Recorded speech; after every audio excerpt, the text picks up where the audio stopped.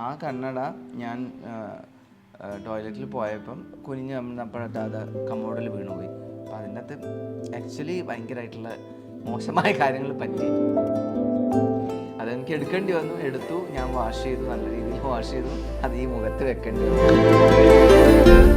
വേറെ ഓപ്ഷൻ ഇല്ല. പുതിയ കണ്ണട മേടിക്കാനൊന്നും പൈസ ഇല്ല ആളുടെ കയ്യിൽ. ആളുടെ വാർഡ്രോബില് ഇരിക്കുന്ന ഇഷ്ടം പോലെ ഷേപ്സ് കണ്ടിട്ടാണ് ഇവിടെ ഇരിക്കുന്നത്. 50,000 രൂപയുടെ ഒക്കെ അല്ലേ ഞാനിന്ന് കണ്ടത്. ആ വീണ കണ്ണട എത്ര പൈസൻ്റെ ആയിരുന്നു അറിയോ? എനിക്കൊന്നും 250 റുപ്പീസോ 300 റുപ്പീസോ ആണെന്ന് തോന്നുന്നു.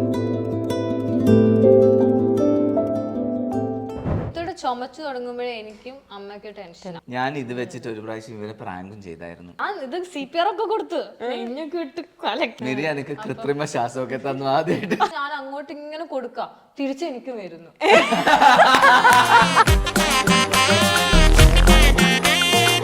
അതിലൊരു അമ്മ വന്നു. അമ്മ മോനെ എണീക്ക്, മോനെ മോനെ എടാ നൈൻ്റെ മോനെ എണീക്കണ്ട.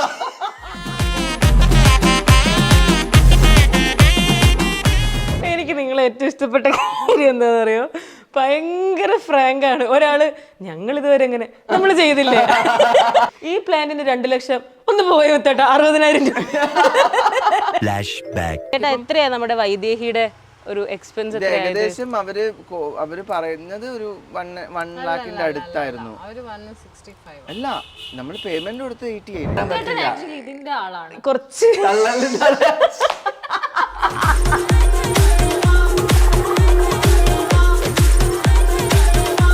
ചേച്ചിയെ പറ്റിയിട്ട് കുറേ കാര്യങ്ങൾ, അതായത് ചേച്ചി വർക്ക് ചെയ്യുന്നത്, ഹാർഡ് വർക്ക് ചെയ്യുന്നത്, ചേട്ടന് വേണ്ടിയിട്ട് നിൽക്കുന്നത്, ഈ വീടിന് ഫേക്ക് അക്കൗണ്ട് ആണോ? കല്യാണം കഴിഞ്ഞ ഉടനെ തന്നെ മറ്റേ പബ്ബിൽ പോയത് എവിടെയാണ്? ഞാൻ ഈ സ്റ്റോറി കണ്ടിട്ടുണ്ട്.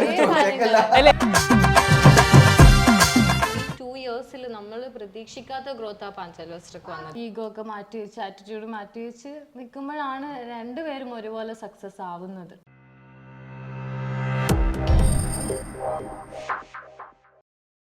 അപ്പോൾ നമ്മുടെ ഹോം ടൂർ ഒക്കെ കഴിഞ്ഞിട്ട് നമ്മുടെ മീറ്റ് മീരി 2 പേരെ ഞാൻ ഇവിടെ കൊണ്ടിരുത്തി. ഇനി കുറച്ച് ക്വസ്റ്റ്യൻസ് ഒക്കെ ചോദിക്കാമെന്ന് വിചാരിക്കുകയാണ്. ക്വസ്റ്റ്യൻ ആയിട്ടൊന്നും പറയുന്നില്ല, ജസ്റ്റ് ഒരു കോൺവെർസേഷൻ പോലെ. ഓക്കെ അല്ലേ? അപ്പോൾ നമുക്ക് തുടങ്ങിയാലോ?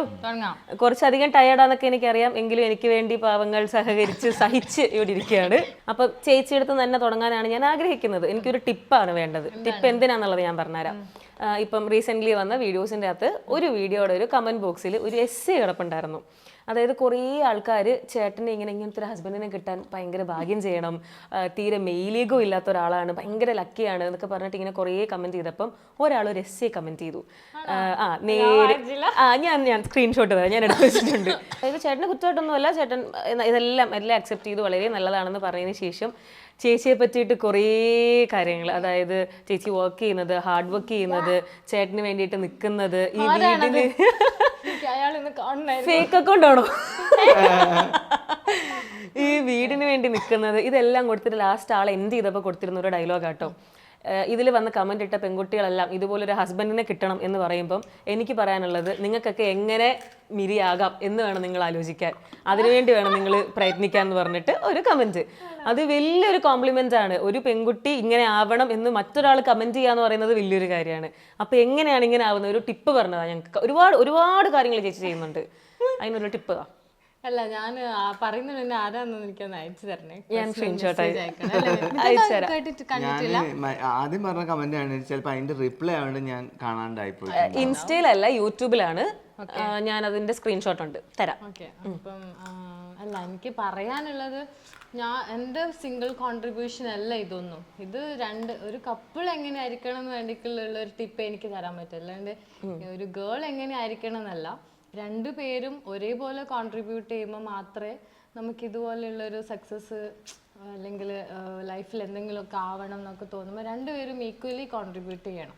ഒരാൾ മാത്രം അത് കോൺട്രിബ്യൂഷൻ ചെയ്താൽ നമുക്കത് നടക്കില്ല. അത് ഈവൻ നമ്മളുടെ ലൈഫിൽ കുഞ്ഞു കാര്യങ്ങളായാലും ഇപ്പം നമ്മൾ 2 പേരും അടി കഴിഞ്ഞ് ഒരാൾ മാറിയിരിക്കുകയാണ്, അപ്പം ഞാൻ ആദ്യം പോവും, ആരാദ്യം വരും ചിന്തിക്കാതെ ആരെങ്കിലും ഒരാൾ വരിക, അല്ലെങ്കിൽ ചിലപ്പോൾ ഞാനായിരിക്കും ആദ്യം പോകുന്നത്, ചിലപ്പോൾ മിത്തോട്ടനായിരിക്കും അത് വരുന്നത്. അതൊക്കെ എല്ലാ കാര്യത്തിലും. ഇപ്പം വീട് എടുക്കുമ്പോൾ തന്നെ ഫിനാൻഷ്യലി നമ്മൾ 2 പേരും സപ്പോർട്ട് ചെയ്തിട്ടുണ്ട്, അല്ലാണ്ട് ഒരാളുടെ മാത്രം കോൺട്രിബ്യൂഷൻ അല്ല. അപ്പം അങ്ങനെയാണ്. പിന്നെ ഈഗോ ഒക്കെ മാറ്റി വെച്ച് ആറ്റിറ്റ്യൂഡ് മാറ്റി വെച്ച് നിൽക്കുമ്പോഴാണ് രണ്ടുപേരും ഒരുപോലെ സക്സസ് ആവുന്നത്. ഹാർഡ് വർക്ക് എന്ന് പറയുമ്പോൾ ഞാനെടുത്ത ഹാർഡ് വർക്ക് വേറെയാണ്, മിത്തോട്ടിനെടുത്ത ഹാർഡ് വർക്ക് വേറെയാണ്. ഞാനിപ്പം പാഞ്ചാലി വസ്ത്രൻ്റെ പറയുകയാണെങ്കിൽ ഈ സാരീൻ്റെ ഇട്ട് ഷൂട്ട് ചെയ്യലൊക്കെ ഭയങ്കര ടാസ്ക്കുള്ള ഒരു കാര്യമാണ്. അതുപോലെ തന്നെ ഇപ്പം വെൻഡേഴ്സിൻ്റെ കോള് അവർ അറ്റൻഡ് ചെയ്യൽ പ്ലസ് ഷൂട്ടിൻ്റെ ഇതുപോലെ ക്ലയൻസിനോട് സംസാരിക്കലെല്ലാം ചെയ്യുന്നത് മിത്തുവേട്ടനാണ്. അപ്പം അതാണ് ഒരു ജോബ് വരുമ്പം അത് ഈക്വലി സ്പ്ലിറ്റ് ചെയ്തിട്ട് എൻ്റെ പാട്ട് ഞാൻ ഭംഗിയായിട്ട് ചെയ്യുന്നു, മിത്തോട്ടൻ്റെ പാട്ട് മിത്തോട്ടൻ ഭംഗിയായിട്ട് ചെയ്യുന്നു. അങ്ങനെയാണ് സക്സസ് ആവുന്നത്. ഇതെല്ലാം നമുക്ക് മനസ്സിലായി എങ്കിൽ പോലും ഇന്ന് ഞാൻ പേഴ്സണലിയും കണ്ടൊരു കാര്യമാണ്. ഇപ്പം ഞാൻ വന്നപ്പം ചേച്ചി ഓൾറെഡി പുറത്തായിരുന്നു, ബിസിയാണ്. വന്നതിന് ശേഷം നല്ല ടയേർഡാണെന്നുള്ളത് ഇങ്ങനെ എഴുതി വെച്ചിട്ടുണ്ട്. കാര്യം ടിക്ടോക്ക് തൊട്ടേ കാണുന്നതാണ് നിങ്ങളെ. അപ്പോൾ നിങ്ങളുടെയൊക്കെ എക്സ്പ്രഷനും ഫേസും കാണുമ്പോൾ നമുക്ക് മനസ്സിലാവും ഓക്കെ ഇവരെങ്ങനെയാണ്. നമുക്ക് സ്വന്തം വീട്ടിലൊരാളെ പോലെയാണല്ലോ. അപ്പോൾ നല്ല ടയേർഡാണ്. ഇതിൻ്റെ ഇടയ്ക്ക് ചേച്ചി വർക്കിൻ്റെ കാര്യം വരുന്നുണ്ട്, കോള് വരുന്നുണ്ട്, എൻ്റെ കൂടെ ഇൻ്റർവ്യൂവിന് ഒന്ന് സഹകരിക്കുന്നുണ്ട്, വീട്ടിലെ കാര്യങ്ങൾ ഓർഗനൈസ് ചെയ്യുന്നുണ്ട്. ഇപ്പം എന്തൊക്കെയോ വാങ്ങിക്കൊണ്ടുവന്ന സാധനങ്ങളൊക്കെ ലൈക്ക് പാത്രത്തിലൊക്കെ ആക്കുന്നു, അതെല്ലാം ചെയ്യുന്നു. അതിൻ്റെ ഇടയ്ക്ക് ഫുഡ് തരുന്നു, അപ്പം തന്നെ അവിടെ ഒന്ന് ക്ലീൻ ചെയ്യുന്നു. ഒരുപാട് കാര്യങ്ങൾ ഇങ്ങനെ ചെയ്തുകൊണ്ടേ ഇരിക്കുകയാണ് നോൺ സ്റ്റോപ്പ് ആയിട്ട്. ഞാനിതൊക്കെ നോട്ട് ചെയ്യുന്നുണ്ടായിരുന്നു. നമ്മളിത് നോട്ട് ചെയ്യല്ലോ ഡെഫിനറ്റ്ലി. ഇതെല്ലാം ഇങ്ങനെ ചെയ്തുകൊണ്ടേ ഇരിക്കുക. അത്രയും സപ്പോർട്ടീവ് ആണ് ചേട്ടനും. അതും ഡെഫിനറ്റ് അതിപ്പോൾ എല്ലാവർക്കും അറിയാം. എല്ലാവരും ഇപ്പം അത് ഒരുപാട് സംസാരിക്കുന്നുണ്ട്. അപ്പോൾ ഞാനിന്ന് ചേച്ചിയാണ് കൂടുതലും കുറച്ചും കൂടെ ഒബ്സർവ് ചെയ്തത്. ഇതൊക്കെ ചെയ്യുന്ന ഒരാളാണ്. അപ്പോൾ ഡെഫിനറ്റ്ലി നമുക്കിപ്പോൾ ഒരു പോയിന്റിൽ ഭയങ്കര എന്താ സ്ട്രെസ്ഡ് ഔട്ട് ആയി ഡൗൺ ഒക്കെ ആവുമല്ലോ. അവിടെ നിന്ന് എങ്ങനെ പിന്നെയും ഹൈപ്പർ എനർജിയിലേക്ക് കയറി വരുന്നത്? അത് എനിക്ക് തോന്നിയ ഒരു കാര്യം, നമ്മളിപ്പോ എല്ലാവരും സ്ട്രെസ് ആവും. ഞാൻ അതിലൊന്ന് ബ്രേക്ക് ചെയ്യാം. ആക്ച്വലി ഇപ്പം പറഞ്ഞില്ലേ ഒരു പെൺകുട്ടി മെറീനെ പോലെ ആവണമെന്ന് വെച്ചാൽ ഓരോരാളുടെ കാഴ്ചപ്പാടാണ് കേട്ടോ. ഇപ്പം നമ്മളൊരു സക്സസ്ഫുൾ ആകണം അല്ലെങ്കിൽ നമ്മളൊരു ഗോള് സെറ്റ് ചെയ്തിട്ടുണ്ടെങ്കിൽ അവിടെ നമ്മൾ ഒരിക്കലും എക്സ്ക്യൂസ് പറയല്. ഇപ്പം ടയേർഡാണ്, ആ ജോലി ചെയ്ത് എനിക്ക് കുറച്ച് സമയം ഇരിക്കട്ടെ, എനിക്കത് പറ്റൂല, അങ്ങനെ എനിക്ക് ചെയ്യാൻ പറ്റൂല, അങ്ങനെയൊക്കെ ഇരുന്ന് കഴിഞ്ഞാൽ നമ്മൾ ഒരിക്കലും സക്സസ്ഫുൾ ആവില്ല. നമ്മൾ സക്സസ്ഫുൾ ആകണം അല്ലെങ്കിൽ നമുക്ക് ഇന്നേ സ്ഥലത്ത് എത്തിച്ചേരണം, നമ്മുടെ ഡെസ്റ്റിനി അതാണ്, നമ്മുടെ ഗോൾ അതാണ്, നമ്മൾ സെറ്റ് ചെയ്ത് വെച്ചാൽ no matter whatever comes in your life excuse പറയരുത്. അതിനുവേണ്ടി നമ്മൾ പ്രവർത്തിക്കുക. ഇപ്പോൾ സൂക്കേട് വന്നു, എനിക്ക് വയ്യ, മൂഡ് സ്വിങ്സ് വന്നു. പ്രത്യേകിച്ച് പെൺകുട്ടികളാകുമ്പം നിങ്ങളുടെ മന്ത്ലി സൈക്കിൾസ് വരും, പല ഹെൽത്ത് ഇഷ്യൂസ് വരും, മൂഡ് സ്വിങ്സ് വരും, ദേഷ്യം വരും, ഇമോഷൻസ് വരും, എല്ലാം ഉണ്ടാകും. ആണുങ്ങളെക്കാട്ടും കൂടുതൽ ഇമോഷൻസ് പ്രകടിപ്പിക്കുന്നതും ബോഡി ഹോർമോണൽ ഇംബാലൻസ് വരുന്നതും ചേഞ്ചസ് വരുന്നതും പെണ്ണുങ്ങൾക്കാണല്ലോ. അത് പല ആളും മനസ്സിലാക്കാണ്ട് വരുമ്പം അവരുടെ സിറ്റുവേഷൻ അറിയാതെ അവരുടെ പെയിൻ മനസ്സിലാക്കാതെയും നമ്മൾ ചെറിയ ചെറിയ കാര്യങ്ങൾക്ക് അവർ റിയാക്ട് ചെയ്യുമ്പോൾ ഓവർ റിയാക്ട് ചെയ്യുമ്പോഴാണ് അവിടെ ഒരു മിസ്അണ്ടർസ്റ്റാൻഡിങ്ങോ അല്ലെങ്കിൽ അടിപിടിയോ വരുന്നത്. മീരി നേരത്തെ പറഞ്ഞതുപോലെ ഇപ്പം നമ്മൾ രണ്ടുപേരും അടി കഴിഞ്ഞു, അപ്പം മനസ്സിലൊരു തോട്ട് വന്നാൽ മതി, ഞാൻ ആളെടുത്തല്ലേ തെറ്റ്, ആൾ വന്ന് ആദ്യം സംസാരിക്കട്ടെ, അല്ല അവളല്ലേ തെറ്റിയത്, അവൾ വന്ന് ആദ്യം സംസാരിക്കട്ടെ. ആദ്യം തെറ്റ് മനസ്സിലാക്കുക, എന്നിട്ട് ഒരാളെ വെയിറ്റ് ചെയ്യാണ്ട് അവിടെ ക്ലിയർ ചെയ്യുക. 5 മിനിറ്റിന് ശേഷം ഒരു ഫൈറ്റിന് നമ്മൾ ലൈഫ് കൊടുക്കാൻ നമ്മളെ കാര്യത്തിൽ അങ്ങനെയാണ്.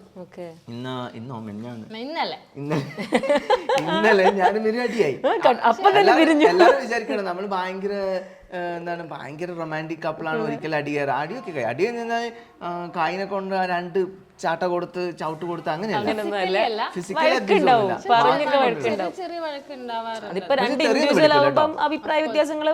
തെറിയൊന്നും വിളിക്കൂല.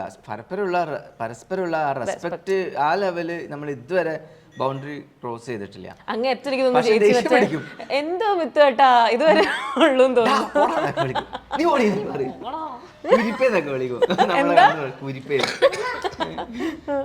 രാക്ഷസി എന്നൊക്കെ പറയും. അത്രക്കല്ലേ ഉള്ളൂ. ഒരു ചെറിയൊരു മൊബൈൽ എനിക്ക്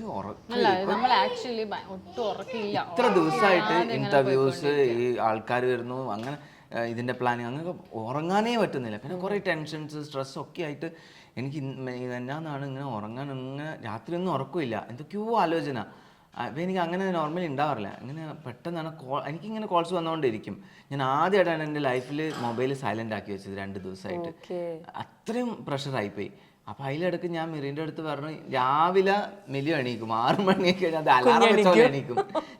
അപ്പോൾ ആ കുട്ടിച്ചാതർ എണീച്ചിട്ട് ഇവളോട് എന്തെല്ലോ കളിക്കും. ഞാൻ പറഞ്ഞു, നിങ്ങൾ ഉറക്കം കഴിഞ്ഞ് ഒന്ന് പുറത്ത് പോയിരിക്കുക. അപ്പോൾ അത് പറഞ്ഞുകൊണ്ട് ആൾക്ക് ദേഷ്യം പിടിച്ചു.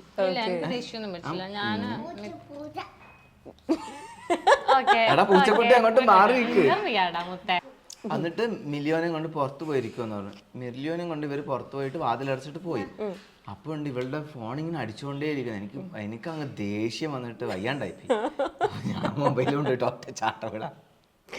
അവിടുന്ന് തുടങ്ങി ഒരു 5 മിനിറ്റിൽ കഴിഞ്ഞിട്ടുണ്ടാവില്ല. തീർച്ചയായിട്ടും അങ്ങനെയൊക്കെ റിയാക്ട് ചെയ്യുന്നത് ഭയങ്കര കുറവാണ്. ആദ്യമായിട്ട് അങ്ങനെ മൊബൈൽ കാരണം അത് നമ്മൾ ചില സമയം ബേഴ്സ് ഔട്ട് ആയി പോയില്ല, കൺട്രോൾ ചെയ്താൽ നമുക്ക് പറ്റത്തില്ല. ആ ദിവസം അങ്ങനെ ആയിപ്പോയി എൻ്റെ അടുത്ത്. അപ്പോൾ ഞാനത് പറയാനുള്ള കാരണം അത് എൻ്റെ മിസ്റ്റേക്കാണ്. അവൾ ഓൾറെഡി പോയി, മറന്നുപോയി വെച്ചതാണ്. പക്ഷെ അത് ഞാൻ ഓർമ്മിക്കാണ്ട് എൻ്റെ ഒരു ദേഷ്യം ഞാൻ അവിടെ അങ്ങനെ അങ്ങ് റിയാക്ട് ചെയ്തു. അപ്പോൾ എൻ്റെ തെറ്റായത് കൊണ്ട് ഞാൻ കുറച്ച് കഴിഞ്ഞപ്പോൾ ഞാൻ എണീച്ച് വന്നപ്പം എനിക്കറിയാം മെറീന എങ്ങനെയാണ് അവിടെ കവറപ്പ് ചെയ്യേണ്ടത്. ആദ്യം കുറച്ച് പിന്നെ സ്റ്റോപ്പ് ബോർഡൊക്കെ കാണിക്കുമെങ്കിലും ഞാൻ പിന്നാലെ പോകും, പിന്നാലെ പോയി സോറി പറയും, ഹഗ് ചെയ്യും, പിന്നെ ഒന്ന് ചൊറയാക്കി വിടും, കുറച്ച് കച്ചറയാക്കും, അത് പിന്നെ ഓക്കെ പിന്നെ അവിടെ സെറ്റായി. പക്ഷെ അത് ഇപ്പോഴും അതായത് എനിക്ക് തോന്നുന്നു ഒരുമാതിരിപ്പെട്ട ആൾക്കാരൊന്നും അങ്ങനെ പറയത്തില്ല. പ്രത്യേകിച്ച് ഒരു പ്ലാറ്റ്ഫോമിൽ, പബ്ലിക് പ്ലാറ്റ്ഫോമിൽ നമ്മൾ ഇന്റർവ്യൂ എടുത്തുകൊണ്ടിരിക്കുമ്പോൾ അത് എൻ്റെ തെറ്റാണ്, അതെനിക്ക് പിന്നെ മനസ്സിലായി, ഇങ്ങനൊന്നും മിക്കവരും പറയൂല കേട്ടോ. അത് തന്നെ വലിയൊരു കാര്യമാണ്. ഞാൻ എപ്പോഴും അങ്ങനെ എൻ്റെ തെറ്റാണെങ്കിൽ ഞാൻ അത് അക്സെപ്റ്റ് ചെയ്യും, സോറിയും പറയും. അത് അവളും അങ്ങനെ തന്നെയാ, സോറി പറയും. ചില സമയത്ത് ഓവർ ഡ്രാമാറ്റിക് ഒക്കെ ആകും. അതെങ്ങനെ അത് രണ്ടാളും ഞാൻ പറയുന്നില്ല ക്യാമറക്ക് മുന്നില് ഈ സീരിയലൊക്കെ കാണുന്ന പോലെ അങ്ങനത്തെ ഒക്കെ നമ്മൾ കുറെ ഈ വീഡിയോയിൽ കാണുന്ന പോലെയല്ല, നമ്മളെ ലൈഫിലുള്ള ചില സ്വകാര്യ നിമിഷങ്ങളിലൊക്കെ നമ്മൾ ഈ സീരിയലിലും സിനിമയിലൊക്കെ കാണുന്ന ചില മൊമെന്റ്സ് ഒക്കെ നമ്മൾ ശരിക്കും ലൈഫിൽ ഉണ്ടാവുന്ന. അപ്പൊ ഞാൻ ഈ പറഞ്ഞ എല്ലാത്തിനും കാര്യം ഞാൻ പറയാൻ ഉദ്ദേശിച്ചത്, ഇപ്പൊ നമ്മൾ ഇങ്ങനെ ഒരു സക്സസ്ഫുൾ ആയിട്ട് ഇപ്പൊ എല്ലാവരും ഈ വീട് എടുക്കുന്നത് മാത്രം സക്സസ്ഫുൾ ആണോ? അങ്ങനെയല്ല. നമ്മളെ സംബന്ധിച്ചിടത്തോളം ഇപ്പൊ വീടായാലും പാഞ്ചാലി വസ്ത്രമായാലും നമുക്ക് ഉണ്ടായിരിക്കുന്ന ചെറിയൊരു ഫെയിം, ഇതൊക്കെ ഉണ്ടായത് കാരണം ഈ ഞാൻ പറഞ്ഞ പോലെ ഹാർഡ് വർക്ക് ചെയ്തിട്ടാണ്. മെരീനോട് ഒരു കാര്യം പറഞ്ഞു കഴിഞ്ഞാൽ അത് നോന്ന് പറയാറില്ല. അതാണ് എൻ്റെ ഏറ്റവും വലിയ വിജയം. മെരീനോട് ഇപ്പം ഞാൻ പറയാണ്, മെരി 10 സാരി ചേഞ്ച് ചെയ്ത ദിവസങ്ങളുണ്ട്. 10 സാരി 2 സാരി എന്ന് പറഞ്ഞാൽ അത് ഡ്രേപ്പ് ചെയ്യാൻ എത്ര ടൈം എടുക്കൂലേ?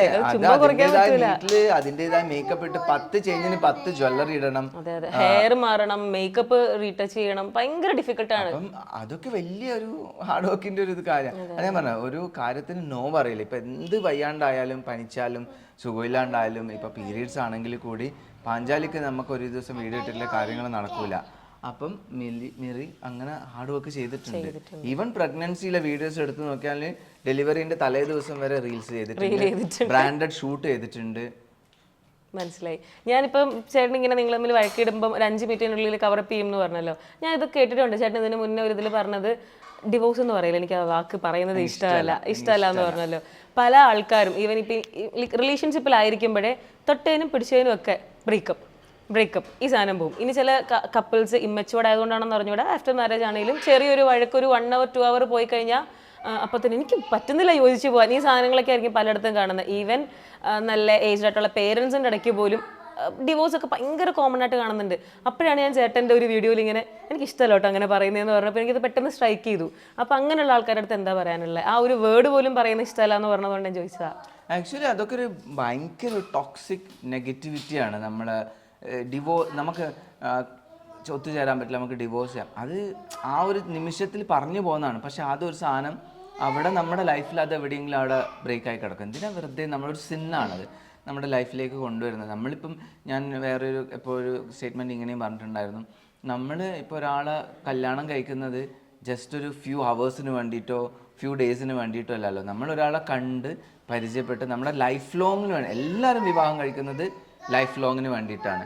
അപ്പോൾ അങ്ങനെ അങ്ങോട്ടും ഇങ്ങോട്ടും പരസ്പരം റെസ്പെക്റ്റ് ചെയ്തും മനസ്സിലാക്കിയും അഡ്ജസ്റ്റ്മെൻ്റ് എന്ന് ഞാൻ പറയില്ല, കമ്മ്യൂണിക്കേഷൻ അത് ഒക്കെ ചെയ്ത് ഒരു അണ്ടർസ്റ്റാൻഡിങ് അതോടുകൂടി മുന്നോട്ട് പോവുക.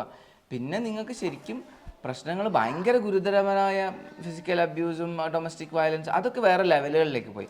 അതൊക്കെ വരുമ്പം ഡെഫിനറ്റ്ലി അത് വേറെ ഡിവോഴ്സ് അങ്ങനെയൊക്കെ വരുന്നത്. അല്ലാണ്ട് ചെറിയൊരു വഴക്ക് കൂടുമ്പം എനിക്ക് നിന്റെ പരം പറ്റൂല ഡിവോഴ്സ് ചെയ്യുന്നൊക്കെ നമ്മളെ ഡെയിലി ടാസ്കിനിടയിൽ വരുന്ന അടിയിലൊക്കെ ഇതൊക്കെ പറയുന്നത്. ഞാൻ ജിസ്മ വിമൽ കപ്പിൾസിന്റെ ഇടയ്ക്കാണ് ഫസ്റ്റ് ഇത് ബ്രേക്കപ്പ്, അവരൊരു ഇന്റർവ്യൂവിൽ തന്നെയാണെന്ന് തോന്നുന്നു ഏറ്റവും കൂടുതൽ ബ്രേക്കപ്പ് എന്ന് പറയുന്ന ആരാന്ന് ചോദിച്ചപ്പോൾ അവർ പറഞ്ഞു ബ്രേക്കപ്പോ ഞങ്ങളുടെ ഇടയ്ക്ക് അങ്ങനെ ഞങ്ങൾ പറയത്തേ ഇല്ല എന്ന് പറഞ്ഞു.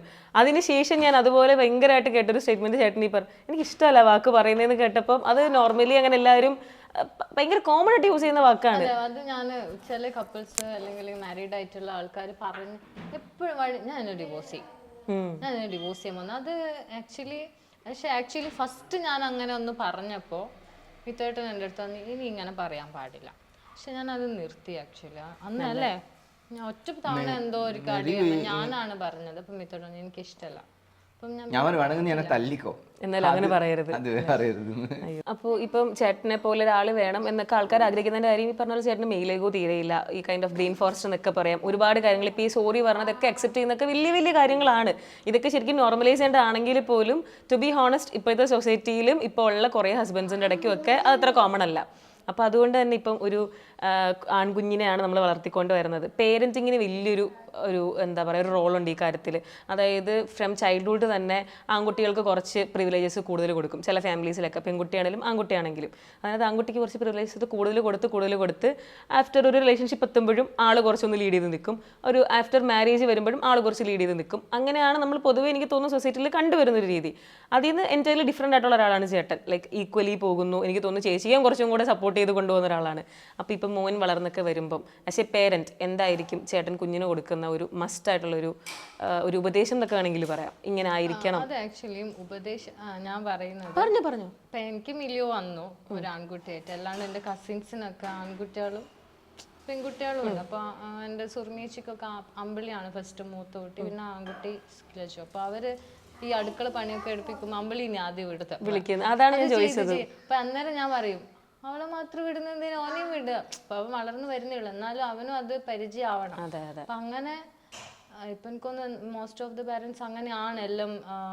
ചില റീൽസിലൊക്കെ ഞാൻ കാണുന്നുണ്ട് ബോയ്സ് അമ്മമാരെ സഹായിക്കുന്നത്. അങ്ങനെ വളർത്തുമ്പം അവരെല്ലാം അറിഞ്ഞ് അല്ലെങ്കിൽ ഈക്വലി അവരെ പാർട്ട്നേഴ്സിനെ അവർ അങ്ങനെ ട്രീറ്റ് ചെയ്യാൻ തുടങ്ങും, എല്ലാവരും ഈക്വലി പോലെ. അങ്ങനെ ആയിരിക്കും കുഞ്ഞിലെ തൊട്ടേ അങ്ങനെ തന്നെ നമ്മളാക്കി. മെറി ഓൾറെഡി പറഞ്ഞിട്ടുണ്ട് അമ്മ പോയി ആയിട്ടാ വളർത്തുന്നതാണ്. എനിക്ക് തോന്നുന്നു മെറീൻ്റെ ഒരു വളർത്തലാണെങ്കിൽ മിലിയോ കുറച്ച് പാടുപെടും. എന്തായാലും എല്ലാ ജോലിയും മിലിയോനെ ആദ്യം അടുക്കള ജോലി പഠിപ്പിക്കലായിരിക്കും അവളുടെ ടാർഗറ്റ്. ആദ്യം അവനെ ചോറും കറിയും വെക്കാൻ പഠിപ്പിക്കും. വീട് ക്ലീനിങ് ഉറപ്പായിട്ടും. ആൺകുട്ടി എന്ന് പറഞ്ഞിട്ടുള്ള ഒരു സ്പെഷ്യൽ കെയർ എന്തായാലും മിലിയോന് കിട്ടില്ല. ആൺ പ്രിവിലേജ് എനിക്ക് ഇപ്പം അങ്ങനെ ഇല്ല. ആൺകുട്ടിയാലും പെൺകുട്ടിയാലും ഈക്വൽ ആയിട്ട് ഇപ്പൊ സൊസൈറ്റിയിൽ പിള്ളമാര് ജെൻസി എന്നൊക്കെ പറയുന്നത് എവിടെയാ മിത്തുവേട്ടനും അങ്ങനെ ചെയ്യാറുണ്ട്. മിത്തുവേട്ടന് പോലും ഞാൻ അങ്ങനെ നിങ്ങൾ പ്ലേറ്റ് എടുത്ത് അവിടെ കൊണ്ടാക്കാത്തത് അല്ല. മിലിയോ നാളെ വളർന്നു വരുമ്പോ അതൊക്കെയാണ് ക്യാച്ച് ചെയ്യുന്നത്. അപ്പം മിത്തുവേട്ടനെ പോലെ ഞാൻ തിരുത്തലുണ്ട്. എന്റെ അടുത്ത് ചിലപ്പോ ഒരിക്കലും മിത്തുവേട്ടന്റെ പ്ലേറ്റ് എടുത്ത് മിത്തുവേട്ടൻ കൊണ്ടാക്കാൻ സമ്മതിക്കൂല. നമ്മള് അമ്മയൊക്കെ വളർന്ന കാലഘട്ടം അപ്പൊ നമുക്ക് ആ ഒരു പ്രിവിലേജ് ആക്ച്വലി നാച്ചുറലി കിട്ടിയിട്ടുണ്ട്. അപ്പം മിലിയോന്റെ കാര്യത്തിൽ ഇങ്ങനെ വരുമ്പോഴത്തേക്കും മെറി എന്നെ ഇതാക്കും, ബ്ലോക്ക് ചെയ്യും, അവിടെ എടുത്തുകൊണ്ടാക്കും. മിലി അത് കണ്ടുപിടിക്കും, മിലി ഇത് കണ്ടുപിടിക്കും, അങ്ങനെ ചെയ്യും ഇങ്ങനെ ചെയ്യും. അപ്പൊ മിലിയോന് എന്തായാലും ഒരു ടാസ്ക്. പക്ഷെ അത് നല്ലതാണ്. അതാണ് ആക്ച്വലി ദി ബെസ്റ്റ് പേരന്റിങ്. എല്ലാവരും നമ്മളല്ല. ഇനി കല്യാണം കഴിച്ച് പോകേണ്ട കുട്ടിയാ പെൺകുട്ടിയാ ഒരു വീട്ടിൽ പോയിട്ട് അടുക്കളയിലേക്ക് ഇറങ്ങുക. അതേപോലെ മിലിയോനോട് പറയും നീ കല്യാണം കഴിക്കേണ്ടതാണ്, വൈഫിന് ഉണ്ടാക്കി കൊടുക്കേണ്ട പരിപ്പ് കറി ഉണ്ടാക്കി പഠിപ്പിക്കും ആദ്യം. അത് കറക്റ്റ് പേരന്റിങ് ആണ്. ഇത് കാണുന്ന ആൾക്കാർക്കും അത് മനസ്സിലാവട്ടെ. ഈ പരിപ്പ് കറി എന്ന് പറഞ്ഞു പോയില്ലേ, ഇത് എന്താണ് പരിപ്പ് കറിയുടെ രഹസ്യം? ഞാൻ പറഞ്ഞില്ല നമ്മള് ബാംഗ്ലൂരാ നിന്ന്. അപ്പം കൂടുതൽ നമ്മള് വെജിറ്റേറിയൻ ഫുഡൊക്കെ കഴിച്ചു. അപ്പം അവിടെ ഈ കർണാടക തമിഴ്നാടൊക്കെ പോയി കഴിഞ്ഞാൽ അവരുടെ ചോറിൽ ഏറ്റവും മോസ്റ്റ് ഫേവറേറ്റ് ദാൽ എപ്പോഴും ഉണ്ട്. ദാൽ അവരുടെ ഒഴിച്ചുകൂടാൻ പറ്റാത്തൊരു കറിയാണ്. ദാല്, ചപ്പാത്തി, ദാല്, റൈസ്, ഇതൊക്കെ അവരുടെ മെയിൻ കോഴ്സസ് ആണ്. അപ്പം അങ്ങനെ അവിടെ നിന്നോണ്ടായിരിക്കും എനിക്ക് പരിപ്പ് കറിയൊക്കെ ഭയങ്കര ഇഷ്ടം. മിത്തോട് പറയുന്നേ ഉള്ളൂ, മിത്തോട് പരിപ്പ് കറിയൊക്കെ ഭയങ്കര ഇഷ്ടം. ഇഷ്ടമല്ലാന്ന് ആള് പറഞ്ഞിട്ടില്ലല്ലേ, ഏറ്റവും കൂടുതൽ ഉണ്ടാക്കുന്നതേ പെട്ടെന്ന് പരിപാടി കഴിയുന്നത്. ഞാൻ ഈ ചോദിക്കാൻ പോകുന്ന ചോദ്യം ചോദിക്കുമ്പോൾ ചിലപ്പോൾ ചേട്ടൻ എന്നെ ഇവിടുന്ന് ചവിട്ടി പുറത്താക്കും. എങ്കിലും ഞാൻ ചോദിക്കാം, ബാംഗ്ലൂരിന്ന് ചേച്ചിയോട് പറയരുത്. എന്റെ ദൈവമേ, ഞാൻ എപ്പോഴും ബാംഗ്ലൂരിന്ന് മിണ്ടരുതെന്ന് പറഞ്ഞിട്ടുണ്ട്. മുന്നത്തെ ഇന്റർവ്യൂ ഒക്കെ ആവുമ്പോഴത്തേക്ക് ഞാൻ പറയണ്ട ബാംഗ്ലൂരിന്ന് ചോദിക്കണം കേട്ടോ. കാരണം ഇനിയിപ്പം ഈ വീട്ടിൽ വന്നോണ്ട് മെറി ആവുന്ന ബാംഗ്ലൂർ എനിക്കറിയില്ല. മെറി ഭയങ്കര ഇമോഷണലാ. ചേച്ചിക്ക് എന്താ ഏറ്റവും ഇഷ്ടം എന്താ ബാംഗ്ലൂർ? അല്ല എനിക്ക് അങ്ങനെയല്ല. എനിക്ക് തോന്നുന്നു ഞാൻ ബുദ്ധി വെച്ചെന്നൊക്കെ പറയില്ലേ, ബുദ്ധി വെച്ച മുതൽ ലൈഫ് എൻജോയ് ചെയ്യാൻ മുതൽ ഞാൻ അവിടെയാണ്. എൻ്റെ ആദ്യത്തെ ജോബ് ഞാൻ അവിടെയാണ് ചെയ്തത്. സെൽഫ് ഇൻഡിപെൻഡന്റ് ആയിട്ട് ഞാൻ നിന്ന സിറ്റിയാണത്. ഓക്കെ, ഒരു റൂട്ട് ഫസ്റ്റ് വന്നു തുടങ്ങി. മിത്തേട്ടന് കല്യാണം കഴിച്ച് നമ്മൾ പിന്നെ അവിടെയാണ് ഒരു 1.5 വർഷം, കല്യാണം കഴിച്ച് 1.5 വർഷം നമ്മൾ നിന്നിട്ടുള്ളൂ. കല്യാണം കഴിഞ്ഞ് ഉടനെ തന്നെ മറ്റേ പബ്ബിൽ പോയത് അവിടെയാണ്. ഞാൻ ഈ സ്റ്റോറി അല്ല, എനിക്കറിയാം സ്റ്റോറി, എനിക്കറിയാം, ഞാൻ ചോദിക്കുന്നില്ല. നമ്മൾ ഇത് സിറ്റി നമുക്ക് പറയാൻ പറ്റില്ലല്ലോ, നമ്മളുടെ നാട് കണ്ണൂർ എന്ന് പറയുമ്പോൾ അതൊരു സിറ്റി ലൈഫായിരുന്നു. അവിടെ ഒരുപാട് എക്സ്പ്ലോർ ചെയ്ത് പുതിയ പുതിയ കാര്യങ്ങൾ നമ്മൾ കാണുന്നു. അപ്പൊ അങ്ങനത്തെ കുറെ മെമ്മറീസ് അവിടെ ഉള്ളത് കൊണ്ടായിരിക്കാം. ഓക്കെ, ഏറ്റവും ഇഷ്ടപ്പെട്ട ഒരു ഫാക്ടർ പറയാൻ പറഞ്ഞ എന്തായിരിക്കും? ബാംഗ്ലൂരിന്റെ ഒരു സൈഡ്. ഞാൻ ബാംഗ്ലൂർ പോയിട്ടില്ലാത്ത ഒരാളാണ്. ഇപ്പൊ ഞാൻ കണ്ണൂരിൽ നിന്ന് ആദ്യമായിട്ട് വന്നു. ഞാൻ എന്ത് ജന്മോ അല്ലേ? അങ്ങനല്ല, അങ്ങനല്ല. ഇതൊക്കെ ഞാൻ എന്ന് ഞാൻ ചോദിച്ചത് മനസ്സിലായി തോന്നുന്നു. നീ എന്ത് ജന്മോന്ന് പറഞ്ഞ് എനിക്കൊരു അടിയൊക്കെ തന്നിട്ട് പോയി. ഈശ്വര, കുഴപ്പമൊന്നുമില്ല, കുഞ്ഞല്ലേ.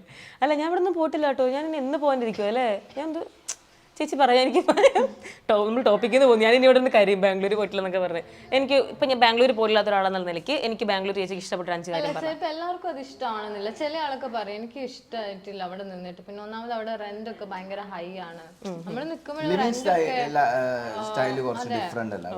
റെന്റ് ഒക്കെ ആക്ച്വലി ഭയങ്കര കൂടുതൽ തന്നെയായിരുന്നു. നമ്മുടെ ഹൗസ് റെന്റ് ഒക്കെ ഭയങ്കര നെഗറ്റീവ് ആണല്ലോ പറയുന്നത്. മനസ്സിലായി. എല്ലാവർക്കും അവിടുത്തെ ക്ലൈമറ്റ് പിടിക്കണം, അലർജിക്കൊക്കെ ആയുള്ളവർക്ക് അതത്ര. മിത്തോട്ടിന് ഭയങ്കര അവിടെ എപ്പോഴും ആസ്മയായിരുന്നു മിത്തോട്ടിന്. നമ്മുടെ നാട്ടിൽ വന്നപ്പോഴും ആസ്മ മിത്തോട്ടിന് കുറഞ്ഞത്. അവിടെ നിന്ന് എപ്പോഴും ഇൻഹേലർ അടിച്ചിട്ട് മിത്തോട്ടിന് ഉറങ്ങും. അതെ, അമ്മേ എടുത്തിട്ട് കൊണ്ടുപോവാ ചെയ്തത് ഹോസ്പിറ്റലിൽ. ഭയങ്കര, കാരണം അവിടെ കോൾഡ് അല്ലേ. എനിക്ക് ബാംഗ്ലൂർ ഭയങ്കര ഇഷ്ടം. അമ്മയും മെറിയും രക്ഷിക്കാൻ വേണ്ടിട്ട് ഈ ശരിക്കും അത്ര സീരിയസ് ചില ഫുഡൊക്കെ ഭയങ്കര അലർജിക്കാ. ഒരു ദിവസം നമ്മൾ ബാംഗ്ലൂർ പോയിട്ട്, എനിക്ക് ഈ നാടൻ ഫുഡൊക്കെ ഇഷ്ടം. നമ്മൾ ബാംഗ്ലൂർ അങ്ങനെ കിട്ടില്ല അതൊന്നും. ഇപ്പോഴും എന്നാലും ഹോട്ടൽസ് വന്നു. അപ്പൊ നമ്മൾ ഒരു സ്ഥലത്ത് പോയിട്ട് മിത്തോട്ടിന് കല്ലുമ്മക്കായി മേടിക്കാന്നൊക്കെ പറഞ്ഞിട്ട് നമ്മൾ അവിടെ പോയി കുറെ സീ ഫുഡും കഴിച്ചു, കല്ലുമ്മക്കായും കഴിച്ചു. കല്ലുമ്മക്കായ കഴിച്ച് ഇറങ്ങുമ്പോഴത്തേക്കും മിത്തോട്ടിന് ഇങ്ങനെ ആദ്യം ചുമയാ വരും. മിത്തോട്ടിന് ഇങ്ങനെ കുത്തി കുത്തി കുത്തി ചുമച്ച് മിത്തോട്ടിന് ഇങ്ങനെ വളഞ്ഞു നിന്നു. പിന്നെ നീരുന്നില്ല, ശ്വാസം മുട്ടിട്ട്. അയ്യോ, അങ്ങനെ അന്ന് നമ്മൾ ഇൻഹേലർ എപ്പോഴും ഇൻഹേലർ കയ്യിൽ കൊണ്ടു നടക്കും മിത്തോട്ട്. ഈവൻ നമ്മളിപ്പോ ട്രാവലിങ്ങിന് പോകുമ്പോ ഇൻഹേലർ കൊണ്ടുപോകും. അപ്പൊ അങ്ങനെ കാറും എടുക്കാണ്ട പോയത്. ഊബർ ബുക്ക് ചെയ്യണം. അപ്പൊ ഊബർ ബുക്ക് ചെയ്തിട്ട് ഓട്ടോ വരുന്നില്ല, കാറും വരുന്നില്ല, ഒന്നും കിട്ടുന്നില്ല.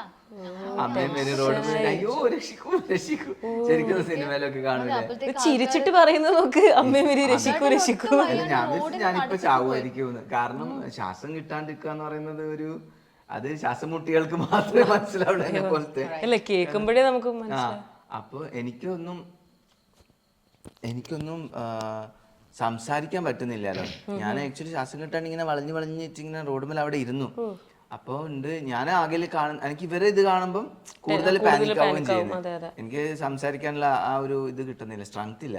അപ്പോഴത്തേക്കും ഇവർക്ക് ആരെ വിളിക്കേണ്ട, എന്താ വിളിക്കണമെന്നൊന്നും മനസ്സിലാവുന്നില്ല. അപ്പോഴത്തേക്ക് 2 മലയാളികൾ വന്നു അല്ലേ, 2 ആൾക്കാർ വന്നു. പക്ഷെ അപ്പോഴത്തേക്ക് നമുക്ക് ഊബർ വരികയും ചെയ്തു സെയിം ടൈം. നമ്മൾ ഊബറിൽ നേരെ വീട്ടിലേക്ക് പോയി ഇൻഹേലർ കൊടുക്കാൻ വേണ്ടിട്ട്.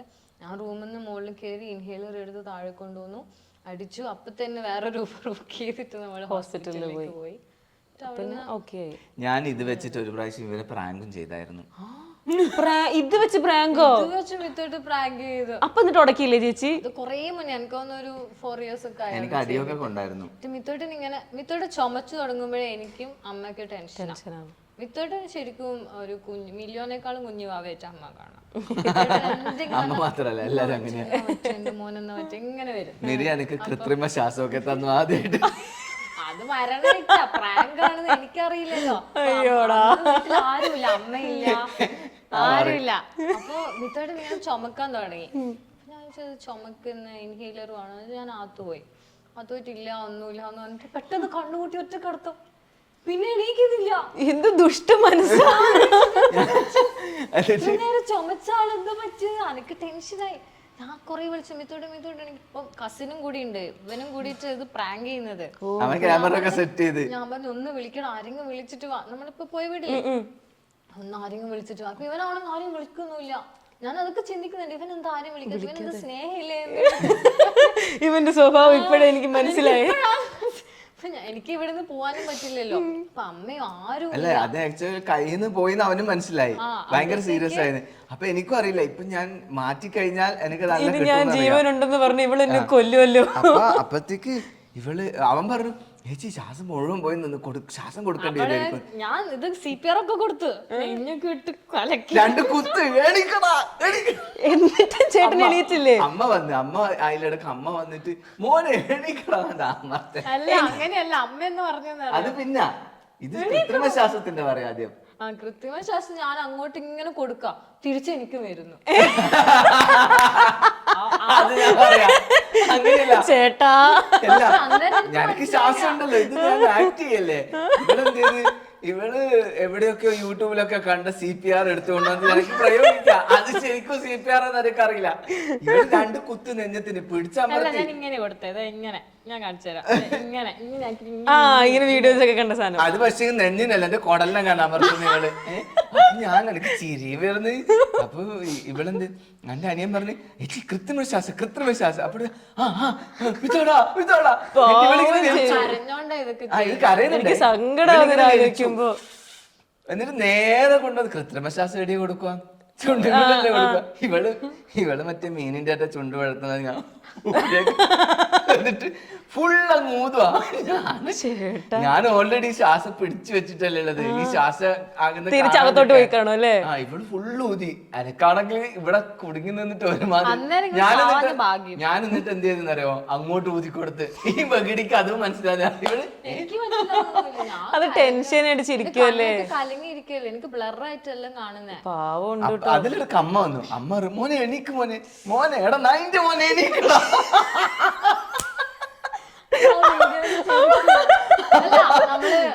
ഒറ്റ വിളിയില് ചേട്ടൻ അമ്മേ. അത് കേട്ടോ ഞാൻ ചിരിച്ച് മരിച്ചു എണീച്ചപ്പോഴത്തേക്ക്. ഇല്ല അന്നേരം നിങ്ങൾ എണീറ്റില്ല, ഇവര് എണീക്കുന്നില്ല. അപ്പോഴത്തേക്ക് നമ്മള് അമ്മ നേച്ചി ഇടുന്നു കേറി വന്ന്.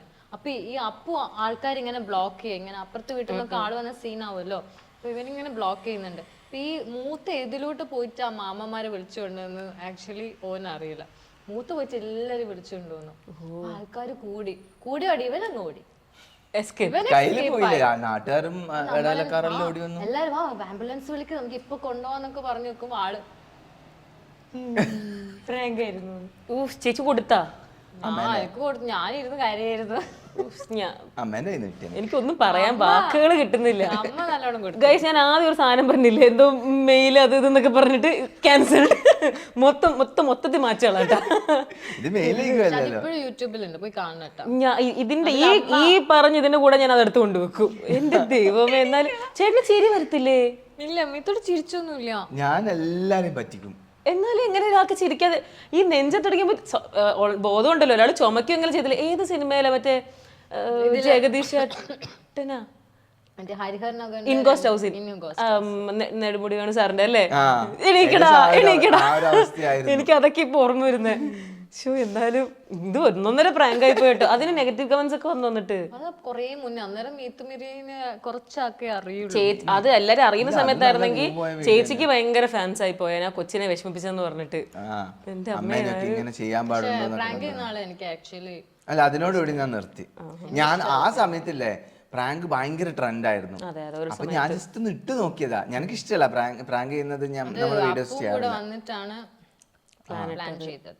അപ്പൊ ഞാൻ ജസ്റ്റ് അതിനുശേഷം നോ പ്രാങ്ക്. എനിക്ക് മനസ്സിലായി ഒരു 1.5 പ്രാങ്ക് ഇങ്ങനത്തെ ഒക്കെ ചെയ്ത എന്റെ കയ്യിൽ നിന്ന് പറ്റി വലിയൊരു കോമഡി ആയിട്ട് ഞാൻ ഇപ്പൊ പറയുന്നത് ആക്ച്വലി അതൊരു വലിയ തെറ്റായിട്ട് എനിക്ക് പിന്നെ തോന്നി. ഞാൻ പിന്നെ ചെയ്തിട്ടില്ല. എല്ലാരും തെറ്റുകളിൽ നിന്നാണല്ലോ പഠിക്കുന്നത്. അത് കോമഡി ആയിട്ട് ഞാൻ ഇപ്പൊ പറയുകയാണെങ്കിലും പ്രാങ്ക് ചെയ്യുന്ന ആളോടല്ല എനിക്ക് ഇതേ പറയാനുള്ളൂ. ഫാമിലിനൊക്കെ വെച്ചിട്ട് നമ്മളിങ്ങനെ കോമഡിക്ക് വേണ്ടിട്ട് നിങ്ങൾക്ക് ടെൻഷൻ കേറിയിട്ട് എന്തെങ്കിലും ബുദ്ധിമുട്ട് വന്നാലും ഒക്കെ. അതെ അതെ അതെ, തീർച്ചയായിട്ടും. പണ്ടൊക്കെ മിത്തോട്ടിന് ഇങ്ങനെ ഓരോ സ്റ്റോറി പറയും. ഹോട്ടൽ മാനേജ്മെന്റ് ചെയ്തുകൊണ്ടിരിക്കുമ്പോ മുംബൈയിൽ കുറെ സ്ട്രഗിൾ ചെയ്തിട്ടുള്ള ആളാണ്. ഈ കണ്ണട മിത്തോട്ട് ആക്ച്വലി പവർ ഉള്ള ആളാണ്. ഇപ്പം പണ്ടൊക്കെ സ്പെക്സ് വെക്കുമായിരുന്നു. ഇപ്പം സ്പെക്സ് വെക്കില്ല, അതുകൊണ്ട് വായിക്കാൻ അറിയില്ല. ഞാനാ വായിച്ചു കൊടുക്കില്ല. അതുകൊണ്ട് എന്തോന്ന് അല്ല, അപ്പൊ ഈ സ്പെക്സ് ഒക്കെ വെക്കുമായിരുന്നു മിത്തോട്ടൻ. സ്പെക്സ് ആക്ച്വലി ഇത് ബാത്റൂം പോകുമ്പോൾ ബാത്റൂമിൽ വീണു. ബാത്റൂം അല്ല, ടോയ്ലറ്റിൽ അപ്പിയിടുന്ന സ്ഥലം. ക്ലോസറ്റിൽ ഏതോ ബംഗാളി അപ്പിയിട്ട് പോയി അതിന്റെ തായ്പ വീണത്. അല്ല, ക്ലോസറ്റിൽ വീണു നോർമൽ. അപ്പം മിത്തേട്ടന് വേറെ ഓപ്ഷൻ ഇല്ല, പുതിയ കണ്ണട മേടിക്കാനൊന്നും പൈസ ഇല്ല ആളുടെ കയ്യിൽ. അപ്പം മിത്തേട്ടൻ എൻ്റെ അടുത്ത് പറഞ്ഞ സ്റ്റോറിയാണ്, ഞാൻ വളരെ ലാഘവത്തോടെ പറയുന്നത്. അപ്പം മിത്തേട്ടൻ തന്നെ കൈയിട്ടത് എടുത്തു, വാഷ് ചെയ്തു, അത് യൂസ് ചെയ്ത ആളാണ്. അപ്പം അങ്ങനെയൊക്കെ ആളുടെ വാർഡ്രോബിലെ ഇരിക്കുന്ന ഇഷ്ടം പോലെ ഷേപ്സ് കണ്ടിട്ടാണ് ഇവിടെ ഇരിക്കുന്നത്. 50,000 രൂപയുടെ ഒക്കെ അല്ലേ ഞാനിന്ന് കണ്ടത്. ആ വീണ കണ്ണട എത്ര പൈസന്റെ ആയിരുന്നു അറിയോ? എനിക്ക് തോന്നുന്നു 250 റുപ്പീസോ 300 റുപ്പീസോ ആണെന്ന് തോന്നുന്നു. ആ കണ്ണട ഞാൻ ടോയ്ലറ്റിൽ പോയപ്പം, ആക്ച്വലി ഈ നമ്മൾ ഈ സ്റ്റാർ ഹോട്ടലൊക്കെ വർക്ക് ചെയ്യുമ്പോൾ പല നാട്ടിലെ ആൾക്കാരാണല്ലോ വർക്ക് ചെയ്യുന്നത്. ഈ ടോയ്ലറ്റ് എന്നൊക്കെ പറഞ്ഞാൽ നമ്മളെ ഇവിടെ കാണുന്ന പബ്ലിക് ടോയ്ലറ്റിനേക്കാളും മോശമായിരിക്കും. ഒരു വൃത്തി ഉണ്ടാവില്ല, നമുക്കവിടെ കാല് കുത്താൻ പോലും പറ്റില്ല. പക്ഷെ നമ്മളെ അവസ്ഥ അങ്ങനെയായിരിക്കുമല്ലോ. അപ്പം ഞാൻ ഇങ്ങനെ അവിടെ പോയപ്പം ഞാൻ എന്തോ കുനിഞ്ഞ് നമ്മളപ്പോഴത്തെ അത് കമ്മോഡിൽ വീണുപോയി. അപ്പം അതിൻ്റെ അകത്ത് ആക്ച്വലി ഭയങ്കരമായിട്ടുള്ള മോശമായ കാര്യങ്ങൾ പറ്റി. അതെനിക്ക് എടുക്കേണ്ടി വന്നു, എടുത്തു, ഞാൻ വാഷ് ചെയ്തു, നല്ല രീതിയിൽ വാഷ് ചെയ്തു, അത് ഈ മുഖത്ത് വെക്കേണ്ടി വന്നു. ആ സമയത്ത് സത്യമായിട്ടും ഞാൻ ആഗ്രഹിച്ച ഒരു കാര്യമാണ്, ദൈവമേ ഏതെങ്കിലും ഒരു കാലത്ത് ഈ സിനിമ നടന്മാരൊക്കെ വെക്കുന്ന പോലത്തെ കൂളിംഗ് ഗ്ലാസ് ഇട്ട് നടക്കാനുള്ള ഒരു ഭാഗ്യം തരണേ. അതൊക്കെ ചിലപ്പം നമ്മൾ ചില ഗ്ലാസസിൽ ഏറ്റവും എക്സ്പെൻസീവ് ആയിട്ടുള്ള ഒരെണ്ണത്തിന്റെ പേരെങ്കിലും പറയും. എൻ്റെ എത്ര രൂപയുടെ ഒരു ഗ്ലാസ് ഇപ്പൊ കയ്യിലുണ്ടാവും? എൻ്റെ കയ്യിൽ ഏകദേശം ഒരു ലക്ഷങ്ങൾ ഞാൻ പറയുന്നില്ല, എന്തായാലും ഒരു 5 ലക്ഷറി ഗ്ലാസസ് എൻ്റെ കയ്യിലുണ്ട്. ഏറ്റവും കൂടുതൽ എത്രയായിരിക്കും എന്ന് പറയാം ഒരു എമൗണ്ട്? 55 ആണെന്ന് തോന്നുന്നു അല്ലേ? 55,000 പോരെ. Hence proved, hence proved. ഈ ഒരു സ്ട്രഗിൾ ജേർണി ഹെൻസ് പ്രൂവ്ഡ്. പറഞ്ഞ പോലെ ആ 250 റുപ്പീസിൻ്റെ കണ്ണട ഇപ്പം നമ്മൾ പറയില്ല, നമ്മൾ ചില സമയത്ത് പറയുന്ന കാര്യങ്ങൾ അത് ഫലിക്കും. അതുകൊണ്ടാണ് നമ്മൾ നെഗറ്റീവ് പറയുന്നത്. ആ സമയത്ത് ഞാൻ എന്തെങ്കിലും നെഗറ്റീവ് പറഞ്ഞാൽ ഇപ്പോൾ അതായിരിക്കും നടക്കും. ആ സമയത്ത് ഞാൻ പറഞ്ഞത് ഇതാണ്, എന്തെങ്കിലും ഒരു കാലത്ത് എനിക്ക് ദൈവം അനുഗ്രഹിച്ചിട്ട് ഈ സിനിമ നടന്മാരൊക്കെ വെക്കുന്ന ഗ്ലാസ് കിട്ടാനുള്ള ഭാഗ്യം തരണേന്നാണ് പറഞ്ഞത്. അത് ദൈവം എന്താണ് വാരിക്കോരി തന്നു. ഇപ്പം എൻ്റെ കയ്യിൽ ഏകദേശം ഒരു 5-6 ഗ്ലാസ് ലക്ഷറി ഗ്ലാസസ് ഉണ്ട്. ഇതിപ്പം പ്രാഡ, ഗുച്ചി, പിന്നെ വെസാഷെ, ഡോൾസെ ഗബാന, പിന്നെ നമ്മുടെ മറ്റേതെന്തായിരുന്നു അർമാനി, ഇത്രയാണ് പ്രീമിയം ഗ്ലാസസിലുള്ളത്. എല്ലാം ഏകദേശം ബർബറി, എല്ലാം ഏകദേശം 50-55,000 ആ ഒരു റേഞ്ച് തന്നെയാണ് വരുന്നത്. 250 2.5 വരെ എത്തി. പൂയം കൂടി. അയ്യോ, അത് ശരിക്കും കഷ്ടപ്പാട്. അതൊക്കെ നേടിയെടുത്തതാ, ആരും എനിക്ക് തന്നത്, ആരും ഫ്രീ ആയിട്ട് തന്നതല്ല. ഇതൊക്കെ കണ്ടപ്പം അവിടെ ഒന്നും തളരാതെ സ്ട്രോങ് ആയി നിന്ന് അതെനിക്ക് നേടിയെടുക്കണമെന്നുള്ള ആഗ്രഹം ഉണ്ടായിരുന്നു. അതുകൊണ്ട് മാത്രമാണ്, അല്ലാണ്ട് ഞാൻ അവിടെ തളർന്നു പോയിട്ട് എൻ്റെ ജീവിതം ഇങ്ങനെ ആയി പോയല്ലോ എന്ന് പറഞ്ഞിട്ട് അവിടെ ഇരുന്ന് നടക്കില്ല.